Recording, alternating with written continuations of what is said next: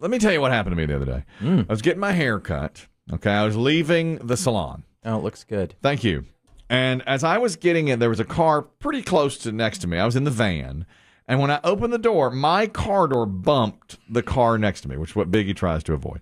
But barely. I mean, it was just like a thunk. And I was like, ah, crap. So I get in the car. Were you by yourself at this point, Kelly? Yes, I was by myself. And I got in the car, and I was like, okay. And I start looking at my phone.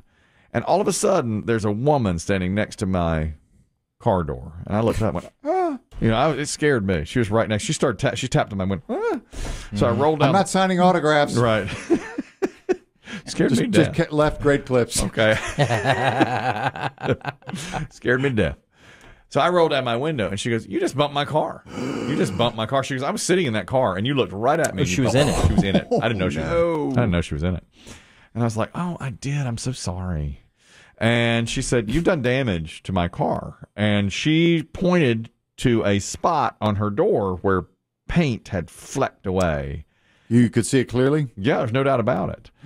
But there were some other spots on there, too, where paint had flecked away, and there were little dents. And this is an older car. I mean, it wasn't like it was like a brand new car. And I said, huh, okay. And then you know what I did? I said, well, let's take a look at this. And I reopened the door. Oh, you Sherlock Holmes did. I did, and I got it to where I could, it was within a millimeter of where it would bump. And it turned out what it bumped on was her door handle, which was poking out. It was like curved outward. And there was no damage there. And I said, see where it hit? It did not do any damage at all. That was not available on the Skylock.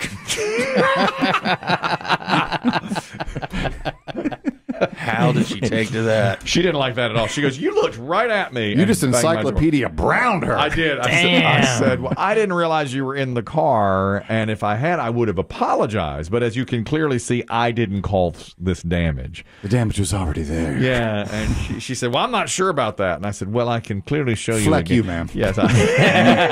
Here's your fleck. Fleck off. I thought for a minute. I thought she was trying to get a paint job out of me. Or Oh, something. you get that. People do that. They'll sit there. Look at that little scratch at you, and their whole front end is missing. It was on not their car. I noticed there were several. Of course. And luckily it had hit right on her door handle, which was silver. The rest of the car was. It was like a chrome, where the rest of the car. No scratches on the chrome? No, and I looked and I said, if there's any damage here, and there wasn't. It was perfect. I ran my What'd fingers. she say?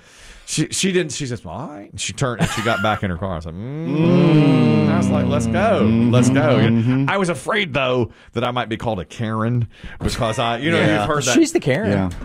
Okay, that's what I was thinking. Okay, I was, but I stood up for myself. You did not issue the complaint, and I did. I was very well, but he did ding a car. I did ding the car. I'm not saying he was right, but he's not Karen. But I did apologize. I said, I'm really sorry. I was not paying attention, and I opened it too wide, and I tapped. Can I buy you a haircut? But I thought that it was so light. I mean, it was very, very light. And I thought, this is not. There's no way I could have didn't do that kind of damage, right? She's trying to use you. I think she was, yeah. And I was afraid she was going to whip out her phone, and I was going to be unbelievably nice. I was going to say, I'm totally at fault, but let me show you. And then wait till she's done filming and be like, that's what you get. So I was concerned because I was like, the last thing I need is to be called a Chad or whatever they're called. I just didn't. That's why you don't want to deal with people in public anymore. I don't want to deal because they all got phones. Boy, they sure do. And I was afraid. I was really afraid that something as little as that, or you say something, and then and everybody, you're well known. People know who you are. You're a celebrity, and then they take pictures of you. I wouldn't say that. And then next thing you're Will Smith. Yeah, I was a little concerned that she would start videotaping, which I did not want. This is the same thing here. Okay, everybody's got phones. Now, this guy did act like a Karen. He was in a movie theater in Houston, and he's going viral now because it was one of those things, and this was a misunderstanding because he didn't know that movie theater seats could now be assigned. You know how that is? I learned that the hard way. You've done this. You've done this. This could be you, honestly. Didn't you? Did you sit in the wrong seat? I started. There's one theater in town where I like to go. It's great theater, but at the olden days, pre-pandemic, you would have to go to the window, and then I'll say, one, please, and then they'll say, where do you want to sit? Right, yeah. That's right. And then they show you a screen of the theater, like a diagram of the theater, and you're supposed to touch the seat that you want. Yeah. I didn't know what they were talking about. I didn't know which was the front. Right. I didn't know which was the back. I didn't know where the screen was. And so, I mean, for a million years, we've just bought a ticket. And one please, and you find your seat. Go sit where you want to sit. Exactly. But those days have changed. This gentleman did not know that. So he was in the theater, and somebody else came along and said, "You're in my seat." And he said, "No, I am not." This is America. This is a movie theater. It's a movie theater, right? You sit where you want. So they got the staff of the theater involved. The staff comes in and says, "You're in the wrong seat." There's only 2 people working in most theaters. Okay, both of them were down there. There's 2 people there. Yeah, I sold him the ticket. And they say, "You're in the wrong seat." I pay my money. I have a right to sit in your seat. Correct? Yes, that's my not, seat. That's not your seat. How can you tell it's not my seat? Because your ticket has your seat number on it. Whatever.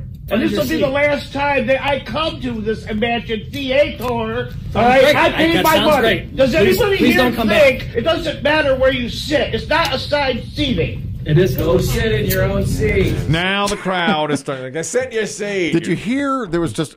You could almost hear like there was a half instant where they said it is printed on your seat. It is a signed seat, and he went, "Whatever." Yeah, I love it. No argument. I think it's when the first rock started to fall. Yeah. Well, so he starts to know. But then he's dug in. No, he's dug in. He You're is right. dug in. I'm not going to. Then I'm going to ask you to leave. You did, like 4 or 5 times. You've already asked me to leave. Quit asking. And I'm still here. I'm winning. At this point, you are disrupting the show for these fine folks. We're going to ask you to leave. We'll get you a refund, though. I want more than just a refund. Okay. Can I get a drink? We'll take care of you.